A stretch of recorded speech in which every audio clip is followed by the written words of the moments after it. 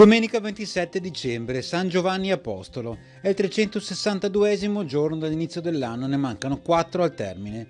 Il sole sorge alle 7:50, tramonta alle 16:34. La luna sorge alle 14:39, tramonta alle 5:06.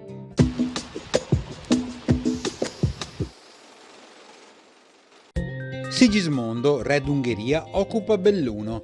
La sua signoria sulla città durerà fino al 27 aprile 1420, epoca in cui Belluno si sottometterà spontaneamente a Venezia, seguendone le sorti fino alla caduta della Repubblica.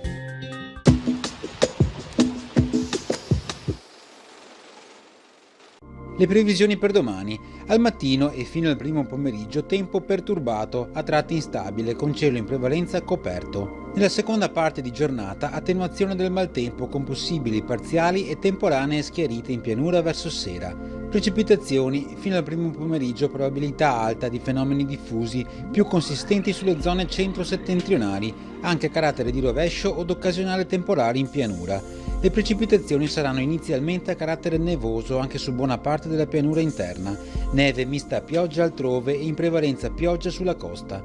In pianura, successivamente nel corso della mattinata, il limite della neve aumenterà fino a circa 400-600 metri, nevicate consistenti oltre i 700-1000 metri e significative anche nei fondovalle al prealpini. Nel corso del pomeriggio tendenza ad esaurimento delle precipitazioni a partire dai settori occidentali con cessazione dei fenomeni ovunque entro fine giornata.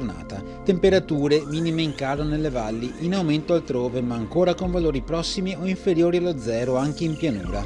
Massime in calo su zone montane e interne della pianura, stazionarie o in aumento altrove.